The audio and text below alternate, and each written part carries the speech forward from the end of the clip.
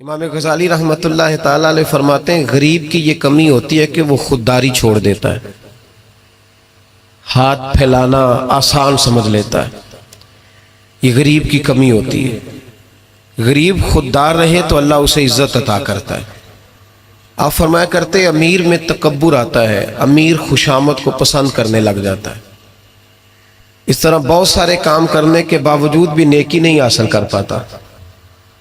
فرماتے ہیں جاہل جو ہوتا ہے نا، جاہل، اس میں یہ کمی رہتی ہے کہ وہ اپنی جہالت کی وجہ سے بہت سارے لوگوں کو برا سمجھتا ہے۔ اور آپ فرماتے ہیں عالم، صوفی اور درویش میں یہ کمی ہوتی ہے کہ وہ کئی دفعہ اپنے آپ کو دوسروں سے بڑا سمجھنے لگ جاتا ہے، اس میں بھی کمی آ جاتی ہے۔ کئی میری طرح کے لوگ باہر کھڑے ہو کے انتظار کر رہے ہوتے ہیں کہ نعرہ لگے گا تو محفل میں جائیں گے۔ میں نے بعد میں لوگ مطالبہ کرتے ہیں کہ میں نے تلاوت کیا تو بتاؤ کیسی کی ہے۔ ان کا دل کرتا ہے کہ کوئی کہے آج بڑی اچھی نعت پڑھی، کوئی کہے کہ آج تو آپ کی تقریر نے کمال کر دیا۔ امام صاحب فرماتے ہیں یہ کمزوری ہے اندر کی، باطن کی کمزوریاں ہیں، یہ نقائص ہیں ہمارے کہ ہم مطمئن نہیں ہوتے۔ اس کا نقصان یہ ہوتا ہے کہ آہستہ آہستہ جسمانی زندگی پروان چڑھ جاتی ہے، روحانی زندگی کمزور ہو جاتی ہے۔ روٹی کھانے میں لذت آنے لگتی ہے، نماز پڑھنے کا ذائقہ ختم ہو جاتا ہے، سیر مزہ دینے لگتی ہے اور تلاوت قرآن مجید بوجھ بننے لگ جاتا ہے۔ خوشامد اچھی لگتی ہے اور درود پاک پڑھنا یا تسبیح لے کے ذکر کرنا، یعنی اپنی تعریف سن لیتا ہے، اللہ رسول کی کرنا مشکل ہو جاتی ہے۔ یہ کب ہوتا ہے؟ جب اس کے اندر کچھ کمیاں رہ جاتی ہیں۔ بخار چڑھنے سے انسان کا چہرہ مورا اسی طرح رہتا ہے، لیکن چونکہ اس کا باطنی نظام خراب ہو جاتا ہے، اب مرضی کا کھانا بھی پکا ہو تو کھانے کو دل نہیں کرتا، کیونکہ اندر کا نظام گڑبڑ ہو گیا۔ اگر تو اپنی اس کمزوری کو دور کرنے میں کامیاب ہو گیا تو پھر تو کامیاب ہے، اور اگر تو اس کمزوری میں الجھ گیا تو پھر تو پہلے سے بھی زیادہ تباہ ہو۔ لَقَدْ خَلَقْنَا الْإِنسَانَ فِي أَحْسَنِ تَقْوِيمٍ ہے یہ سب سے پیارا، لیکن ثُمَّ رَدَدْنَاهُ أَسْفَلَ سَافِلِينَ کئی دفعہ گر جاتا ہے سب سے نچلے طبقے۔ ایک غلطی ہوتی ہے، ایک گناہ ہوتا ہے، اس کو لوگ ٹھیک نہیں کرتے، اپنے آپ پر محنت نہیں کرتے۔ ایک گناہ ساری باطنی بیماریوں کا پیش خیمہ بنتا ہے۔ میرے نبی پاک صلی اللہ علیہ وسلم کا کمال یہ ہے کہ حضور صلی اللہ علیہ وسلم نے نا لوگوں کے دلوں میں بات بٹھا دی تھی کہ گناہ گناہ ہوتا ہے۔ گناہ آج کا سب سے بڑا مسئلہ یہ ہے کہ لوگ گناہ گار ہو کے بھی اپنے آپ کو گناہ گار ماننے کو تیار نہیں، تسلیم نہیں کرتے۔ پتہ ہے میں متکبر ہوں، پتہ ہے جو آدمی کہتا ہے نا فلاں نے مجھے سلوٹ نہیں کیا، اصل میں وہ خود متکبر ہوتا ہے، لیکن وہ سامنے والے پہ الزام لگا رہا ہے دیکھو جی مجھے ہی سلوٹ نہیں کیا۔ تو بھئی آپ کون ہوتے ہیں پہلے بتائیں نا؟ جو آپ نے بات کر دی کہ مجھے سلوٹ نہیں ہوا تو یہ آپ نے سامنے والے پر اعتراض کیا کہ وہ متکبر ہے۔ تو دراصل مسئلہ کیا ہے؟ دراصل بات یہ ہے کہ آپ کے اندر روگ ہے۔ وہ جو آپ کہتے ہیں نا وہ فلانا دیکھو جی پتہ نہیں کیا سیاست کی یا چمک گیا ہے، تو آپ ماننے کو کیوں نہیں تیار کہ آپ جالس ہیں اس سے؟ کیوں نہیں مان لیتے کہ حسد ہے؟ کیوں نہیں مان لیتے کہ اللہ کا فضل اگر اس پہ ہوا ہے تو آپ کی طبیعت مان نہیں رہی؟ کیوں نہیں مان لیتے؟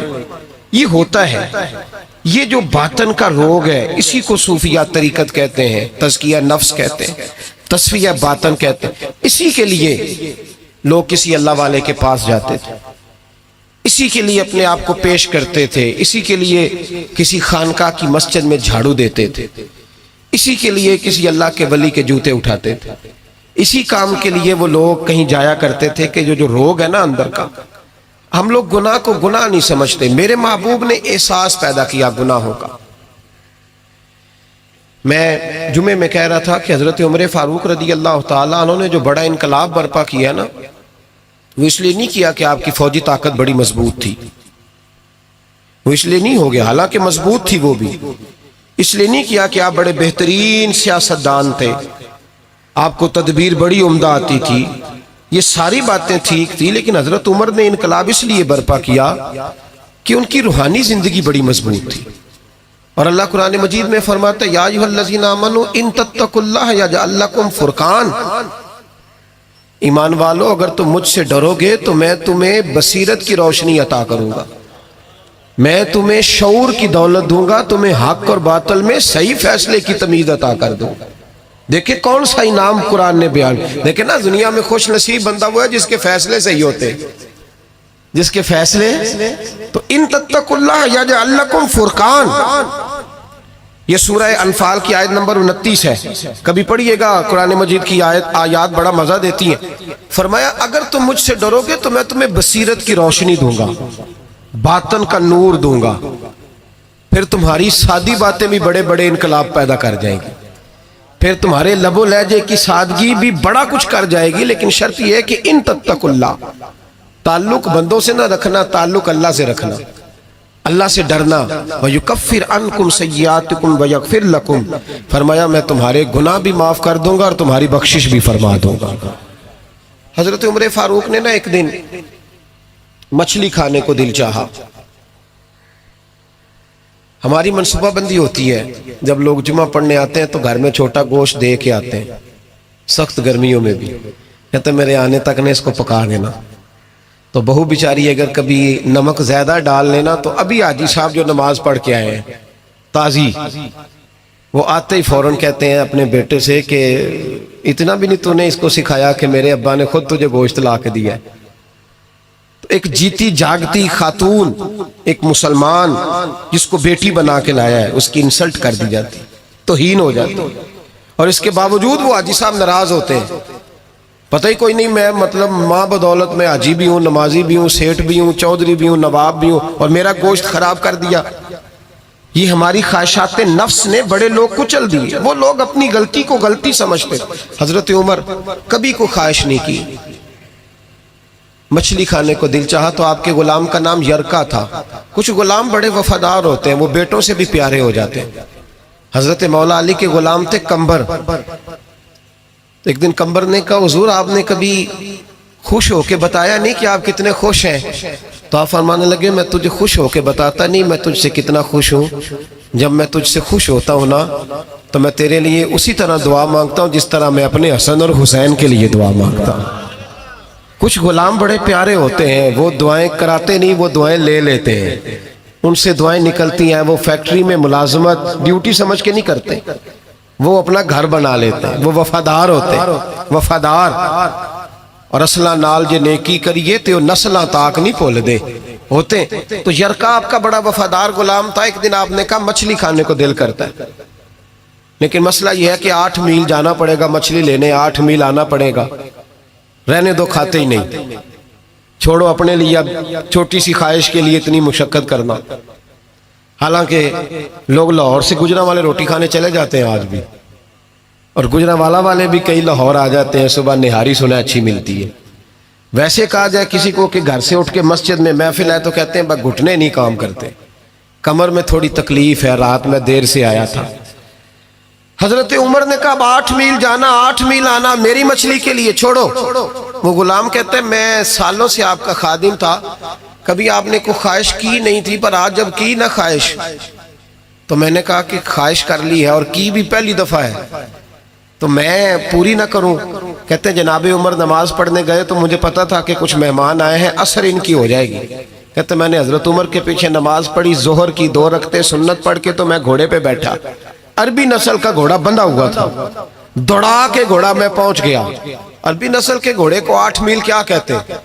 کہتے ہیں ایک ٹوکرا مچھلی کا خریدا، کئی کلو مچھلی خرید کے تو میں حضرت عمر کی عصر کی نماز ہونے سے پہلے پہلے واپس بھی آ گیا۔ کہتے ہیں گھوڑے کو میں نے ٹھنڈی چھاؤں میں باندھا تاکہ اس کو پسینہ آیا تو خشک ہو جائے، جناب عمر کہیں دیکھ نہ لے۔ کہتے ہیں وہ اس کو پسینہ خشک ہو گیا، جب میں اس کے قریب گیا تو گرد و غبار، وہ پسینہ خشک ہوا تو جو مٹی کیچڑ تھا وہ خشک ہو گیا، تو میں نے کہا حضرت عمر تو پھر دیکھ لیں گے۔ کہتے ہیں میں فٹافٹ گھوڑے کو کنویں پہ لے گیا، میں نے اسے غسل کرایا اچھی طرح، جب گھوڑے کو غسل کرایا پھر لا کے چھاؤں میں باندھا۔ ہماری خواہشیں ہوتی ہیں تو کیا حال ہوتا ہے، لیکن یہ خواہش پوری کر کے ڈر رہے ہیں، ضمیر زندہ ہے نا، اندر کے روح ختم ہو چکے۔ فرماتے ہیں کہ جب عصر کی نماز پڑھ کے حضرت عمر آئے، میں نے بھی نماز ان کے پیچھے پڑھی، گھر آئے تو میں نے کہا حضور اللہ نے آپ کی خواہش پوری کر دی، مچھلی کا بندوبست ہو گیا ہے، بس تھوڑی دیر میں پکا کے پیش کرتا ہوں۔ کہتے میں نے یہ لفظ کہے تو جناب عمر اٹھے اور گھوڑے کے پاس چلے گئے، گھوڑے کی پشت پہ ہاتھ پھیرا، اس کی ٹانگوں پہ ہاتھ پھیرا، پھر حضرت عمر گھوڑے کے کانوں کے پاس گئے تو اس کا ایک کان اوپر اٹھایا تو کہنے لگے یرکا ادھر آ یار۔ کہ میں قریب آیا تو کہنے لگے تو نے سارا گھوڑا دھو ڈالا ہے پر کانوں کے پیچھے سے پسینہ خشک کرنا تجھے یاد ہی نہیں رہا، وہ کانوں کے پیچھے تو جہاں نہیں تو نے پانی ڈالا، تو بھول گیا تھا۔ اور پھر حضرت عمر گھٹنوں کے بل زمین پہ بیٹھ گئے، کہنے لگے او یار یرکا ادھر آ، تیری وفا میں شک کوئی نہیں پر میں کوئی زیادہ نیک آدمی نہیں ہوں، میں کوئی زیادہ پرہیزگار نہیں ہوں، میں تو دعائیں مانگتا ہوں میری نیکیاں بدیاں برابر کر کے اللہ مجھے معاف کر دے، میں نے کوئی زیادہ تقوی نہیں اختیار کی۔ یار ایک بات بتا، اگر یہ گھوڑا قیامت کے دن اللہ کی بارگاہ میں کہے کہ یا اللہ عمر نے اپنی ایک خواہش پوری کرنے کے لیے مجھے 16 میل کا سفر کرایا، اے اللہ میں جانور تھا، بے زبان تھا، یہ میری غلطی تھی، 16 میل کا سفر ایک خواہش پوری کرنے کے لیے، تو یرکا تو بتا میرے جیسا وجود کا کمزور آدمی مالک کے حضور گھوڑے کے سوال کا جواب کیسے دے گا؟ وہ یرکا کہتے ہیں میں اپنے باپ کے فوت ہونے پہ اتنا نہیں رویا تھا جتنا میں آج رویا، میں تڑپ اٹھا کہ حضور یہ والی سوچ، یہ والا، یہاں تو لوگ اپنے نوکر کو 4 تھپڑ مار کے کہتے ہیں پھر کیا ہو گیا میں تیرا مالک نہیں، اس کو رسوا کر کے کہتے ہیں پھر کیا ہو گیا، کوئی بات ہے؟ یہاں بہو کو 20 گالیاں دے کر اور غریب رشتہ دار کو برا بھلا کہہ کر اپنے ملازم کو لوگ نیچا دکھا کے خوش ہوتے ہیں، کہتے ہیں دیکھا نا پتا چلا میں چودھری ہوں، میں افسر ہوں، میں فلاں ہوتا ہوں، میری چدراہٹ، غلام رونے لگا۔ جناب عمر کہنے لگے اب اس طرح کر، گھوڑے کو تھوڑا چارہ اضافی ڈال اور جو تو مچھلی لے کے آیا ہے نا یہ مدینے کے کسی غریب گھر میں لے جا اور ان غریبوں کو ساری مچھلی دے کے کہنا تیری بخشش کی دعا بھی کریں، عمر کی معافی کے لیے بھی دعا کریں۔ جب ضمیر زندہ ہوتا ہے نا پھر اتنی سی بات بھی بوجھ بنتی ہے، اور اگر ضمیر مر جائیں تو لوگ قتل کی بھی وضاحتیں دینے لگ جاتے ہیں، لوگ کروڑوں کی کرپشن کر کے اس کی بھی وضاحتیں دینے لگ جاتے ہیں، لوگ اس کے حق میں بھی جب ضمیر مردہ ہوتے ہیں۔ میرے محبوب نے وَيُزَكِّيكُمْ کی شان کے ساتھ کمال یہ دکھایا، ضمیر زندہ کر دی، زندہ کر دیے ضمیر، ذرا ذرا سی پڑھیے نا بخاری، قبیلہ غامدیہ کی ایک عورت نبی پاک کی بارگاہ میں آئی، کوئی اسے گرفتار کر کے نہیں لایا، کسی نے درے مار کے نہیں منوایا، خود آئی، آ کے عرض کرنے لگے یا رسول اللہ میں بھول گئی تھی، شادی شدہ ہونے کے باوجود زنا کر بیٹھی ہوں اور جب سے غلطی ہوئی ہے ساری ساری رات نیند نہیں آتی، حضور مہربانی کی جائے۔ نبی پاک صلی اللہ علیہ وسلم دیکھیں یہاں مجرم مانتا ہی نہیں اور یہاں مجرم کیا کہہ رہے ہیں، حضور فرمانے لگے ہمیں کیسے پتا چلے گا کہ تو نے گناہ کیا ہے، یعنی تو ثابت کر کے تو گناہ گار ہے کہ نہیں۔ امام نووی شرح مسلم میں کہتے ہیں کمال ہے کہ وہ خاتون کو ثابت کرنا پڑ رہا ہے، تو وہ رو کے عرض کرنے لگے یا رسول اللہ میرے پیٹ میں ناجائز بچہ ہے، یہ دلیل ہے کہ میں گناہ گار ہوں، میرا شوہر تو ہے ہی نہیں، شارحین نے لکھا ہے کہ وہ کہیں جہاد پہ تھے یا جو بھی مانا تھا، ناجائز بچہ ہے۔ تو محبوب نے فرمایا گویا غلطی تیری ہے، تیرے بچے کی تو نہیں نا، جا جب بچہ پیدا ہو پھر آنا۔ سنو قید نہیں کیا جیل میں کہ بھاگ نہ جائے، اس لیے کہ جن کے دل قید کر لیے جائیں ان کے وجود قید کرنے کی ضرورت نہیں ہوتی، فرمایا جاؤ بچہ پیدا ہونے پر آنا۔ حضرت ابو ہریرہ فرماتے ہیں بچہ پیدا ہونے کے بعد 8 مہینے کے بعد آئی، گود میں چاند سا بچہ ہے، کہنے لگی محبوبہ بچہ پیدا ہو گیا ہے، میری کبھی سزا کا اعلان ہو جائے نا تو حضور میری وہ راتوں کی نیندیں بحال ہو جائیں۔ نبی پاک صلی اللہ علیہ وسلم نے فرمایا گویا غلطی تیری ہے، تیرے بیٹے کی تو نہیں نا، جا اسے دودھ پلا، جب یہ روٹی کھانے کے قابل ہوا تو دوبارہ آنا۔ قید نہیں کیا، 2 سپاہی نہیں ساتھ بھیجے۔ صحابہ کہتے ہیں پھر 2 سال کے بعد آئی، بچے کے ہاتھ میں روٹی کا لقمہ ہے، آ کے عرض کرنے لگی محبوبہ یہ روٹی کھانے لگ گیا ہے پر یا رسول اللہ میری نماز کی لذت چلی گئی، سونیا میں کعبہ تو دور رہ گیا، میں مسجد کو بھی غور سے نہیں دیکھتی کہ میں نے تو رب کو ناراض کیا ہوا ہے، محبوبہ میں تیرے جلوے بھی غور سے نہیں دیکھتی، میں کسی صحابی کا چہرہ بھی نہیں دیکھ پاتی، مجھے معافی مل جائے، مجھے پاک کر دیا جائے، رحمت ہو جائے۔ محبوب نے بچہ ایک صحابی کو دیا، فرمایا اپنے بیٹے سے زیادہ شفقت کر کے پالنا۔ صحابی بچہ لے گئے، نبی کریم علیہ السلام نے سزا کا اعلان کیا، فرمایا لے جاؤ اسے، روڑے مارو، سنسار کر دو، پتھر مار مار کے مار دو۔ حضرت ابو ہریرہ رضی اللہ تعالیٰ عنہ فرماتے ہیں اور جناب انس بن مالک فرماتے ہیں، دونوں حدیث کے راوی ہیں، کہتے اسے روڑے مارے، عورت ختم ہو گئی، انتقال کر گئی، یہاں تک معاملہ اس کا تھا۔ اب میرے محبوب نے فیصلہ فرمایا، اب نبی پاک نے بات ارشاد فرمائی، دو صحابیات کو بلایا، فرمایا جاؤ اس کی لاش کو اٹھاؤ، غسل دو، کفن دو، اور جب دے لو پھر مجھے اطلاع کرنا۔ حضرت انس بن مالک کہتے ہیں اسے اٹھایا گیا، غسل دیا، کفن دیا، جب اطلاع دی نا تو کہتے ہیں ہمارے رونگٹے کھڑے ہو گئے، وجود کانپنے لگا۔ نبی پاک نے فرمایا صفے بناؤ، میں خود اس کا جنازہ پڑھاؤں گا، صفے بناؤ، میں جنازہ پڑھاؤں گا۔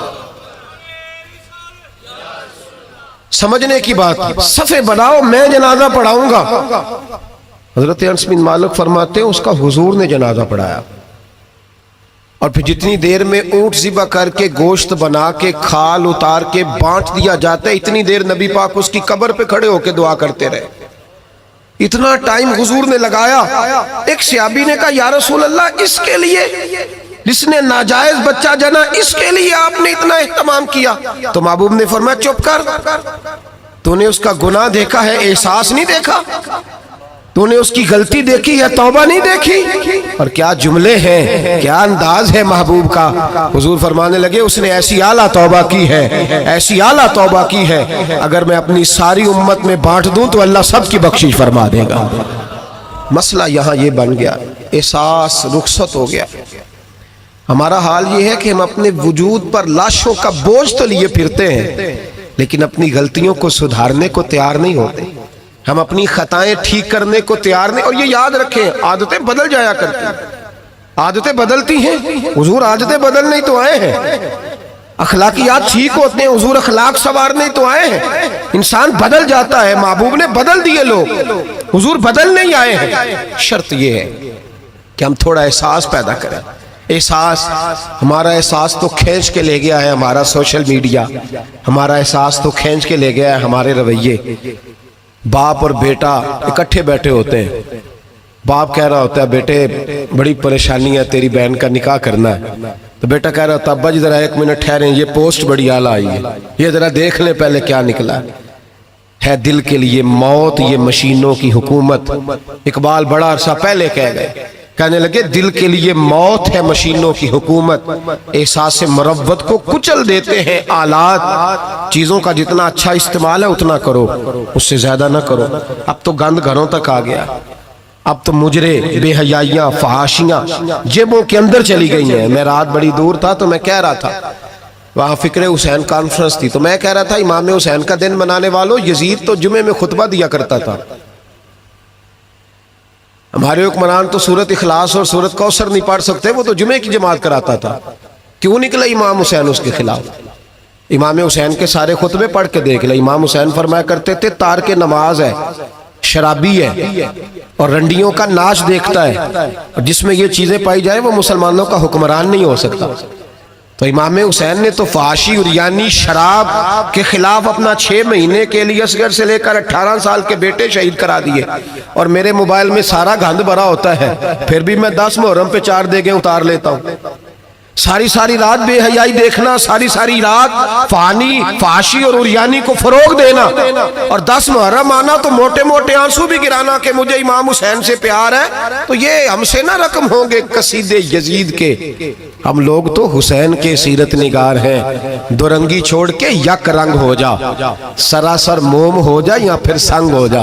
ایک کام کر، سارا سال یزید کی فکر کو پرموٹ کرنا، سارا سال یزید کا سپورٹر ووٹر رہنا، بڑے شرابی کے بڑی فوٹو کے نیچے چھوٹی اپنی بھی لگوانا، اور 10 محرم کو دیگیں پکا کے حسینی بننے کی ناکام کوشش کرنا، تو بھئی عام لوگوں کو تو دھوکہ دیا جا سکتا ہے، مصطفیٰ کریم کی آل کو نہیں دیا جا سکتا، ان کو نہیں دھوکے دیے جا سکتے۔ تو میرے عزیزو، ضمیر کی زندگی، باطن کی زندگی، وہ جو احساس پیدا ہوتا تھا کسی کو تھپڑ مار کے، وہ جو احساس حضرت محمد بن ابو بکر رضی اللہ تعالیٰ عنہ فرماتے ہیں، اس کو صاحب سبل الہدی والرشاد امام یوسف صالحی نے نقل فرمایا، کہتے ہیں کہ میں حضور کے ساتھ ایک جنگ پہ گیا تو واپس ہم آ رہے تھے، تو اس جنگ میں بڑی فتح ہوئی، 5واں حصہ مال غنیمت کا ہم نے سرکار کی بارگاہ میں نذرانہ پیش کیا تو 80 اونٹ حضور کے حصے میں بھی آئے، اتنا نفع ملا۔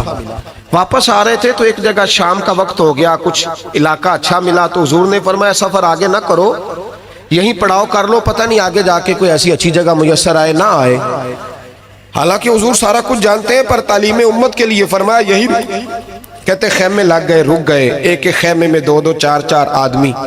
فرماتے میرے خیمے میں حضرت محمد بن ابو بکر جناب ابو بکر کے صاحبزادے، تو میرے خیمے میں جو صحابی تھے نا وہ بڑے موٹے تازے تھے، بڑے وجود ان کا بسطۃ فی العلم والجسم، موٹے تگڑے۔ مغرب کی نماز پڑھنے ہم حضور علیہ السلام کی بارگاہ عالی مرتبت میں حاضر ہوئے، حضور کے پیچھے نماز پڑھی اقتداء میں۔ کہتے نماز مکمل کر کے نا تو صحابی کا دل کیا میں دست بوسی کروں۔ اس زمانے میں لوگ لکڑی کے جوتے پہنتے تھے، کھڑاؤں کہا جاتا تھا۔ حضور کے قدمین شریفین پر نالین مقدس نہیں تھے اور حضور کا وجود نا بڑا نازک تھا۔ صحابہ کہتے ہیں جب دست مبارک میں ہاتھ ملاتے تھے تو حضور کا دست مبارک کستوری سے زیادہ خوشبو والا ہوتا تھا اور برف سے زیادہ ٹھنڈا ہوتا تھا۔ تو فرماتے ہیں حضور کی بارگاہ میں نا نماز کے بعد جب صحابہ بکھرے تو وہ بھی آگے بڑھے سلام، یہ کچھ لوگ آتے ہیں سلام لینے، مجھے بڑی تکلیف ہوتی ہے جب دھکے لگتے ہیں نا تو میں کہتا ہوں یار نہ آیا کرو، ہم کون سا کوئی اتنے اعزاز والے لوگ، پھر دھکے لگ، اور کچھ اتنی محبت سے سلام لیتے ہیں، اتنی محبت سے سلام لیتے ہیں کہ کئی دفعہ جوڑ ہل جاتے ہیں، اتنا زبردست سلام لیتے ہیں۔ وہ پیچھے کھڑے ہوتے ہیں تو ہاتھ کھینچ لیتے ہیں، اب وہ طبیعت بھی نہیں چاہتی کہ کسی کو کچھ کہا جائے، لیکن وہ بعد میں محسوس ہوتا ہے کہ یہ محبت ہوئی ہے، اور محبت میں معاملات بڑے دور نکل جاتے ہیں کئی دفعہ۔ تو محبت تو اس کا نام ہے کہ محبوب کو آسانی کس بات میں ہے، محبوب کو آسانی کس بات میں ہے، محبت اس چیز کا نام، اس چیز کا نام نہیں کہ میں کیا خواہش کر رہا ہوں محبوب وہ والی کرے نا، وہ راضی کس بات میں ہے، میں گڈی تے ہتھ ڈور سجن دے وہ جنج رکھے اونج رہنا ہے، واجب نہیں جے وچ شریعت مندہ خسم نو کہنا، بات تو یہ ہے کہ اس کو آسانی کس بات میں، عام دام برسرے مطلب۔ وہ سلام لینے کے لیے جب آگے بڑھے نا تو جوش میں دوڑ کے آگے بڑھے، حضور کے دستے مبارک کو چوما، لکڑی کے جوتے پہنے تھے، حضور کے قدم مبارک پہ جوتا نہیں تھا، انہوں نے اپنے پیر سے حضور کا پیر دبا دیا۔ تو جو ہے میری بات پر، یہ باٹا کے جوتے پہننے والا جب کسی کا پیر دباتا ہے نا اور بندہ بھی تگڑا ہو تو ایک دفعہ سمجھ آتی ہے کہ کسی نے پیر دبایا ہے۔ تو محبوب کے دستے مبارک میں چھڑی رہتی تھی، سنت مبارکہ ہے چھڑی رکھنا، عصا مبارک۔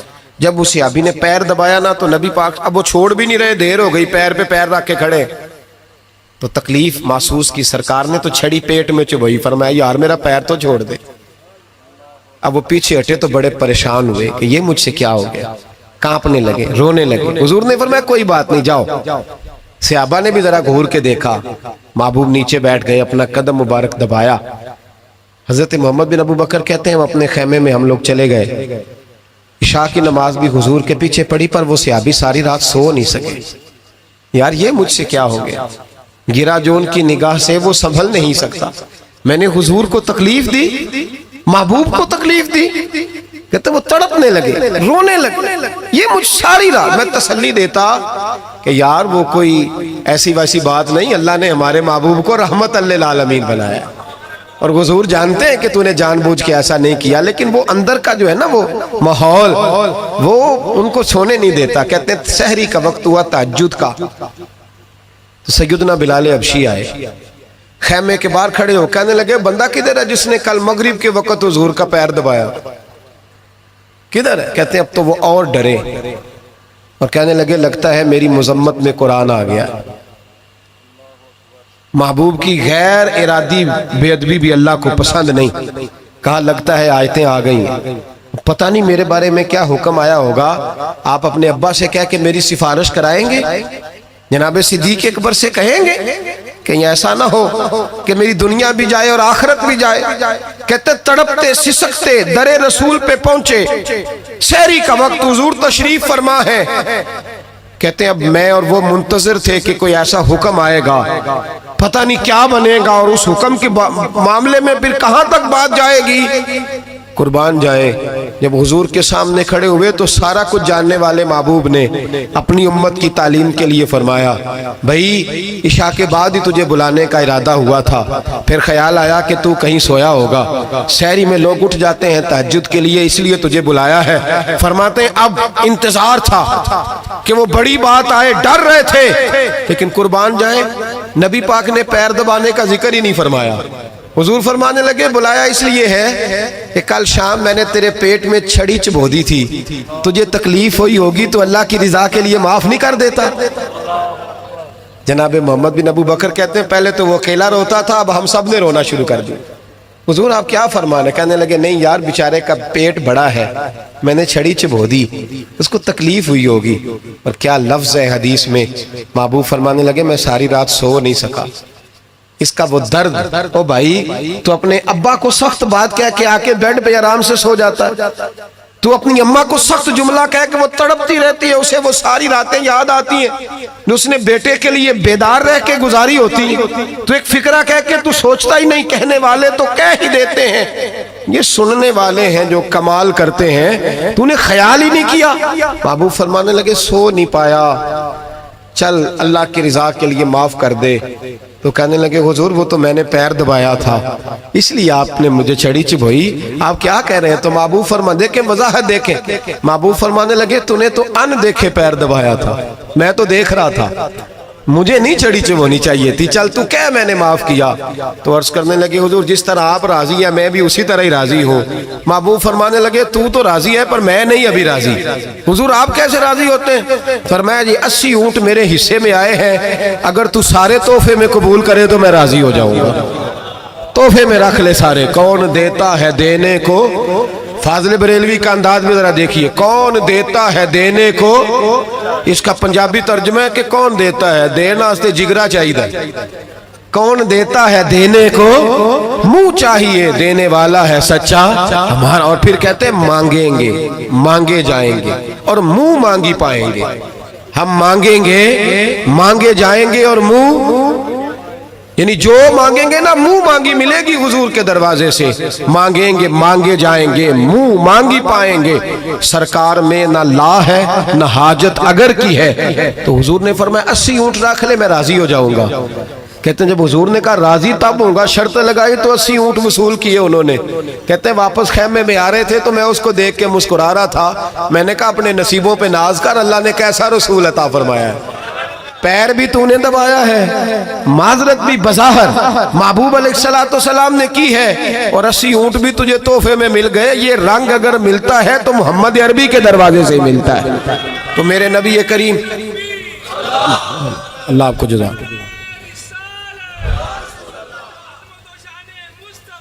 میرے بھائی جو مضمون میں نے آپ کی خدمت میں چھیڑا ہے نا، جو بات وہ یہ ہے کہ احساس، اندر جو کمی ہے نا، جو غلطی ہے اس کا احساس، یہ نہ دیکھے سامنے والا کیا کر رہا ہے، کہتے ہیں نہیں میں صحیح سے صحیح ہوں اور برے سے، تو یہ کمال ہے کوئی؟ صحیح سے تو سارے صحیح ہوتے ہیں، اچھے سے تو جی بندہ اچھا ہے نا۔ ایک بندہ مجھے کہنے لگا جی مجھ سے غلط بات نہیں برداشت ہوتی، تو میں نے کہا صحیح بات برداشت کرنے کی ضرورت بھی نہیں ہوتی، اس لیے کہ وہ بات ہی صحیح ہوتی ہے۔ مجھ سے غلط بات برداشت تو پھر مثلا برداشت پھر کیا ہوتا ہے؟ صحیح بات تو برداشت کرنے کی ضرورت ہی، غلط بات ہی تو برداشت کرنی ہوتی ہے کہ برداشت کر کے سامنے والے کو سمجھایا جائے، اسے قائل کیا جائے، اسے کہا جائے کہ تو غلطی پہ ہے لیکن اس کی بات برداشت کی جائے۔ اینٹ کا جواب پتھر سے دے دینا یہ کوئی کمال ہے؟ کمال ہے اس کا نام کہ غلط بات برداشت کی جائے، صحیح بات تو ہوتی صحیح ہے، اس میں برداشت کرنے والی کیا بات ہے؟ میرے بھائی احساس پیدا کریں، کہاں کس سے کمی رہ گئی۔ حضرت سالبہ بن عبد الرحمن حضور کے صحابی ہیں، نبی پاک صلی اللہ علیہ وسلم نے فرمایا جاؤ فلاں آدمی کو بلا کے لاؤ۔ بلانے چلے گئے تو رستے میں ایک عورت بے پردہ تھی، ایک نظر اس کو دیکھا، پہلی نظر ویسے ہی معاف ہے، دوبارہ اب جو دیکھتا ہے وہ جان بوجھ کے دیکھتا ہے، دوبارہ نظر اٹھی۔ ہمارے ہاں ساری سزا عورتوں کے لیے ہے کہ پردہ کریں، حالانکہ پردہ مرد کا بھی ہے۔ جی گھورنے لگ گئے آپ مجھے، پردہ جس طرح عورتوں کو حکم ہے نا کہ نظریں نیچی رکھو، اسی طرح مردوں کو بھی حکم ہے کہ تم بھی اپنی نظریں، اگر عورت سامنے بے پردہ آ جائے گی تو مرد یہ نہیں کہے گا وہ کھوئے پردہ ہی نہیں کر دی، اب وہ کیا کرے گا؟ بولے تو پھر مردوں کا بھی پردہ ہوا کہ نہ ہوا؟ ہمارے ہاں عجیب معاملہ ہے، پردہ صرف عورتوں کا ہے، مرد کو کھلی چھٹی ہے، جو مرضی گند من دیکھتا پھرے معاذ، منع کیا نبی پاک اور فرمایا یہ نظر شیطان کے تیروں میں سے تیر ہے، اس سے بچو، یہ تمہاری روح پہ لگے گا، تمہیں گھائل کر دے گا، مار دے گا تمہیں۔ مرد کی آنکھ کا بھی پردہ ہے، نظر جھکا کے رکھے گا۔ سالبہ بن عبد الرحمن رضی اللہ تعالیٰ عنہ گزر رہے تھے، یہ سالبہ نام کے 7 صحابی ہیں محبوب کے، بعض اوقات خیال آتا ہے کہ ایک فلاں سالبہ کی بھی ہم نے 7 صحابی ہیں، اسے ایک نام عبداللہ نام کے خدا جانے کتنے صحابی ہیں، 20 میری نظر سے گزر چکے۔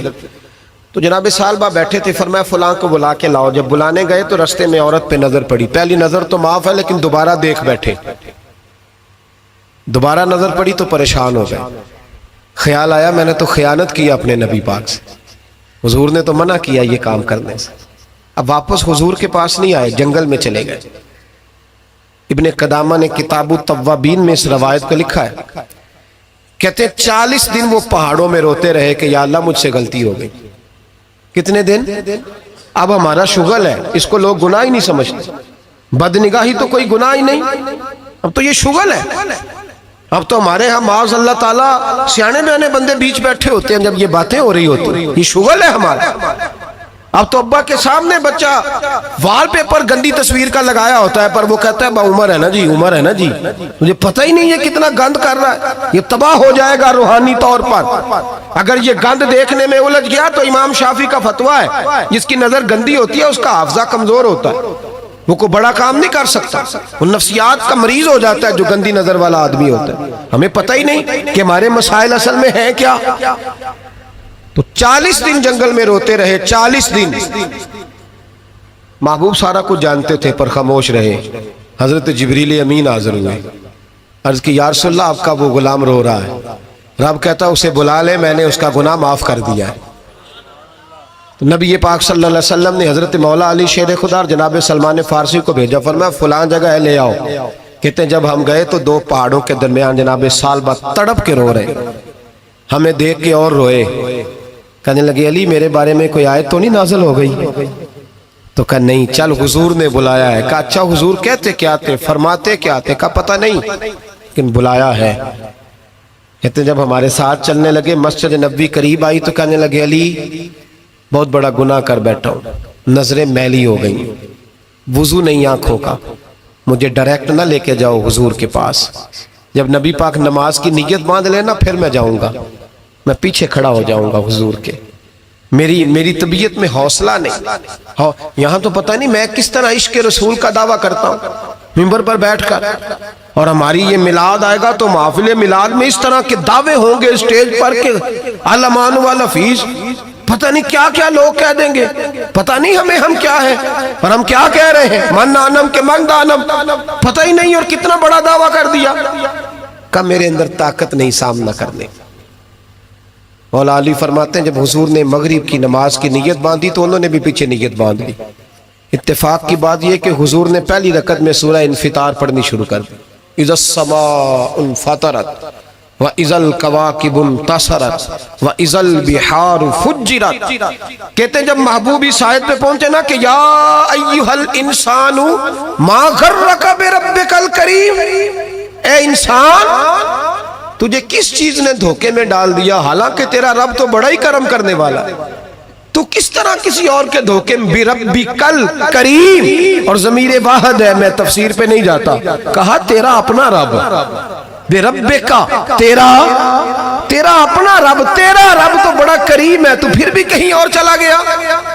جب یہ آیت سنی تو پیچھے چیخ ماری، بے ہوش ہو کے گر گئے، گھر والے گھر لے گئے، نماز مکمل ہوئی تو حضور نے فرمایا کیا ہوا؟ عرض کی حضور وہ تو رو پڑے تھے، گھر لے گئے، محبوب پیچھے گئے تو بے سود پڑے، تیز بخار ہو گیا۔ نبی کریم سرہانے بیٹھے اور ان کی گردن کو اٹھا کر سر کو گود میں رکھا، اور جب بالوں میں دستے مبارک پھیرا تو آنکھیں کھول دی، اور جھٹ سے اپنا سر زمین پہ رکھ کے کہنے لگے حضور میں اس قابل نہیں کہ آپ کی گود میں میرا سارا ہے، اس قابل نہیں، بڑا مجرم، تو محبوب نے فرمایا تجھے مبارک ہو، رب نے تجھے معاف کر دیا ہے، اللہ بھی راضی ہے، میں بھی راضی ہے۔ اب حضور کے قدموں کے قریب آئے تو کہنے لگے حضور آپ راضی ہیں؟ کہا راضی ہوں۔ فرمایا پھر میرے لیے دعا کریں، اللہ اسی رضا میں مجھے قبول کر لے۔ بس یہ بات ہوئی تھی، انہوں نے کلمہ پڑھا تو روح پرواز کر گئی۔ پرواز میرے بھائی احساس پیدا کر، یاد رکھیں اگر روحانی زندگی صحیح نہیں نہ ہوگی، یاد رکھ لیں کسی کا کوئی نقصان نہیں، سارے سکون سے سو جائیں گے، آپ نہیں سو پائیں گے۔ اگر آپ کے ضمیر پہ بوجھ رہیں گے نا تو سارے لوگ رمضان میں 4 قرآن پاک ختم کریں گے، آپ 10 پارے بھی نہیں پڑھ پائیں گے۔ اگر آپ اپنے آپ کو صحیح نہیں کریں گے، روحانی زندگی بحال نہیں ہوگی، تو یاد رکھنا بڑا اپنا آپ سارا کچھ سجا کے ظاہراً بڑے پرہیزگار بن کے بھی اپنے ضمیر کی عدالت میں فیصلہ اپنے حق میں نہیں کرا پائیں گے۔ تجوریوں سے مال بھرا ہوا ہوگا لیکن گھر میں سکون نام کی چیز ڈھونڈنے سے نہیں ملے گی، اس لیے کہ الا بذکر اللہ تطمئن القلوب، اللہ کی ذات سے جڑ جانے سے دل کو سکون ہوتا ہے۔ کیا بہت بڑی سزا نہیں مالک کی کہ انسان سارا کچھ کرے، فارغ ٹائم ہو تو وہ ٹی وی دیکھے؟ کیا بہت بڑی سزا نہیں کہ 3 مہینے کی چھٹیاں بھی اسے ہوں لیکن وہ 1 سپارہ قرآن پاک نہ پڑھ سکے؟ وہ گپے مارنے بیٹھے تو 6 گھنٹے لگا دے اور تسبیح دی جائے تو 10 منٹ میں بس ہو جائے، درود پڑھا ہی نہ جائے، یہ سزا نہیں؟ کیا یہ کم سزا ہے کہ وہ دنیا دراز پہ گھوم آئے لیکن مسجد میں جائے تو اسے کچھ بنے؟ کیا سزا نہیں؟ اللہ سے معافی مانگے، مل کے اس کے حضور استغفار کریں، باطن کی زندگی آباد کرنے کی کوشش کریں، چھوڑ دیں بن کے بیٹھنا، آگے آگے بڑھنا، اپنے آپ کو شمار کرنا۔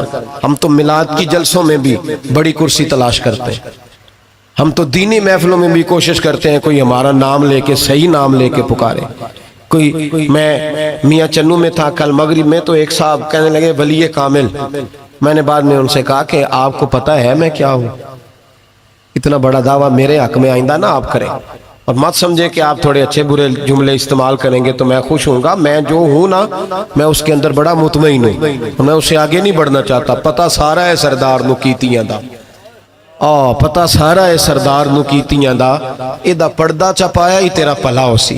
وہ بو علی سینہ سے سنیں جی، سنیں، بو علی سینہ سے کسی نے کہا تھا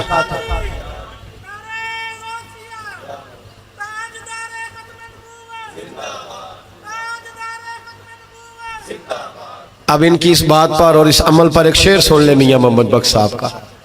میاں صاحب کہا کرتے تھے جتن جتن ہر کوئی کھیڑے تو ہارن کھیڑ فقیرہ۔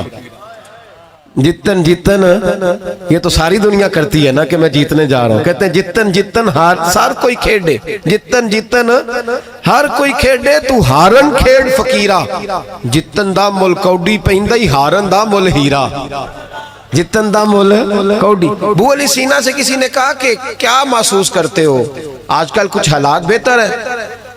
تو بو علی سینہ چونکہ حضرت ابو الحسن خرقانی کے مرید تھے، ہاں سائنسدان ہونے کے ساتھ ساتھ صوفی تھے، درویش تھے، تو بو علی سینہ کہنے لگے کیا کہتے ہو، حالات کس طرح کے؟ کہنے لگے مجھے اپنے گناہوں کا پتہ ہے، اتنے بڑے گناہوں کے باوجود میری پردہ دھری نہیں ہو رہی، یہ تھوڑا انعام ہے اللہ تعالیٰ کا، اور اسی زمین پر اس کی نافرمانی کرتا ہوں، اس نے رہنے کے لیے جگہ دی ہوئی ہے، تھوڑا احسان ہے اس کا۔ میں صبح سے شام تک کتنی نافرمانیاں کرتا ہوں پھر بھی پیٹ بھر کے روٹی دیتا ہے، یہ تھوڑا احسان ہے۔ تو کہہ رہا ہے آگے بڑھا ہے کہ نہیں؟ یہ بڑی بات ہے کہ اس نے زمین پہ رکھا۔ اعلیٰ حضرت فاضل بریلوی کے والد مولانا نقی علی خان صاحب رحمت اللہ تعالیٰ علیہ، امام المتکلمین، ان کے حالات میں لکھا ہے ایک آدمی کو آپ نے نا جگہ دی، کو 10 مرلے آپ کا پلاٹ تھا یا 5 مرلے کا، اس نے کہا حضور کچھ دنوں کے لیے چاہیے، تو آپ نے وہ جگہ ان کو دے دی، جیسے محلے دار دوست کو شادی بھی ہے، تو 10-15 دن کے بعد چابی مانگی، انہوں نے دے دی، تو کچھ درخت انہوں نے کاٹ لیے، کچھ اپنی مرضی کی ترمیم کر لی۔ مولانا نقی علی خان صاحب رحمت اللہ علیہ ناراض ہو گئے، فرمانے لگے میری زمین تھی، مجھ سے پوچھ تو لیتے کوئی تبدیلی کرنی، تم پتہ نہیں میری مرضی کے خلاف تم نے میرے پلاٹ پر یہ کیوں تبدیلی کی؟ یہ اس آدمی کو کہہ کے نا تو 2 منٹ گزرے تو چیخ مار کے رو پڑے۔ کہنے لگا حضور کیا ہوا؟ فرمانے لگے سوچتا ہوں میری 10 مرلے کی زمین پر میں نے تمہیں اپنی مرضی نہیں کرنے دی، اور میں روز اللہ کی زمین پر اپنی مرضی کرتا ہوں۔ روز رب کی یہ خیال آ گیا، ماننے لگے جاؤ بھائی جاؤ، مجھ سے غلطی ہو گئی، جاؤ۔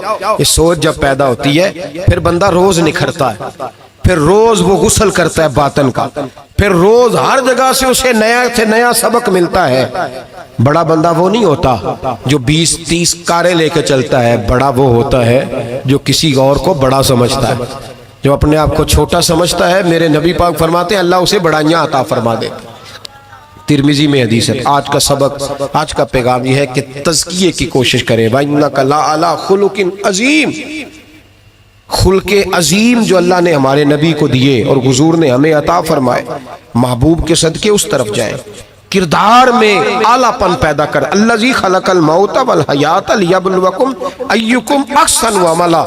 اللہ فرماتے ہیں کہ میں نے موت اور حیات اس لیے پیدا کی ہے کہ تمہارے عمل کی کوالٹی چیک کی جائے۔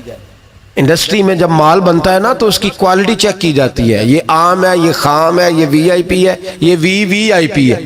فرمایا الذی خلق الموت والحیات لیبلوکم ایکم احسن عملا، موت اور حیات کوالٹی دیکھنے کے لیے پیدا کی ہے کہ تم میں احسن عمل کون کرتا ہے، اچھا عمل دیکھیں کس کا ہے۔ باقی اپنے آپ کو بنانے سنوارنے سے تھوڑا تھوڑا بچیں، ایک قدم تھوڑا پیچھے ہٹیں اپنی ذات کے لیے، تو انشاءاللہ روحانیت کے لیے 11 قدم آپ کے آگے جائیں گے۔ دعا کرتا ہوں جو کچھ میں نے کہا اللہ اسے قبول فرمائے، اور جہاں ہم بھول گئے مالک ہم سے درگزر فرمائے، آمین۔ ہمیشہ مدحت خیر الانام میں گزرے، دعا ہے یہ عمر درود و سلام میں گزرے۔ آخر دعا کر اللہم صلی علی محمد معدن الجود والکرم وآلہ وبارک وسلم۔ اللہ کریم ہماری اس حاضری کو قبول فرما، ہمارے گناہوں کو معاف فرما، ہماری غلطیوں سے درگزر فرما، جو ہم کہتے ہیں، سنتے ہیں، سمجھتے ہیں، جانتے ہیں، اس پر ہمیں عمل کی بھی توفیق عطا فرما۔ اللہ نیکی کے رستوں پہ چلنا ہمارے لیے آسان بنا دے، گناہ اور بدی سے قلبی نفرت عطا فرما، مسجد کا پیار عطا فرما، قرآن پاک کی محبت عطا فرما، درود و سلام کے ذائقے عطا فرما، اپنے محبوب علیہ السلام کے دروازے کی سچی گدائی عطا فرما، ہماری اولادوں کو بھی نیک فرما، اللہ انہیں اپنا قرب عطا فرما، اپنے محبوب کی گدائی عطا فرما۔ ہمارے حاجی عمران صاحب نے، کاشف صاحب نے، جن دوستوں نے یہ خوبصورت اہتمام کیا، انہیں دارین کی برکتیں عطا فرما، دین دنیا کی نعمتیں عطا فرما۔ اللہ ہماری زندگی تیزی سے گزر رہی ہے، ہم سے کوئی دین کی خدمت لے لے۔ اللہ ہمیں اپنے محبوب کی غلامی کے لیے، دین کی نوکری کے لیے قبول فرما، اخلاص عطا فرما، درد عطا فرما۔ ان کے والدین کے لیے دعا ہے، ان کی کامل بخشش فرما، ان پہ رحمتیں فرما، آخرت کی عزتوں سعادتوں سے انہیں بہرہور فرما۔ دور دراز سے بچے بوڑھے احباب تشریف لائے ہیں، اللہ سب کا آنا قبول فرما، اللہ سب کے حال پہ کرم فرما۔ تیرے بندے ہیں مالک، ہماری بڑی بڑی پریشانیاں ہیں، مجبوریاں ہیں، گھروں کے بڑے مسائل، بیٹیوں والے بڑے پریشان ہیں، رزق کے معاملے میں بڑے لوگ پریشان ہیں۔ اللہ ہمیں دنیا داروں کی محتاجی سے بچا، اپنی بارگاہ ناز کی محتاجی عطا فرما۔ اے اللہ ہماری پردہ پوشی فرما، ہماری پردہ داری فرما۔ اللہ دین دنیا کے سارے معاملات میں ہماری رہنمائی فرما، حق ہم پہ واضح فرما۔ اے اللہ ہمیں غلط فیصلوں سے محفوظ فرما، عالم اسلام کے حق میں رحمت والے فیصلے فرما۔ عرصہ بیت گیا، برما کے مجبور مسلمان خیموں میں رہتے، اللہ ان کی غائبانہ امداد فرما۔ کشمیر اور فلسطین کے مظلوموں کو سالوں بیتنے کے ہیں، اے اللہ ان کی مدد فرما۔ پاکستان کو اسلام کا قلعہ بنا، زندگی تقوی کے نور والی عطا فرما، موت کلمہ اسلام پہ نصیب فرما۔ اللہم رب اغفر وارحم وانت خیر الراحمین۔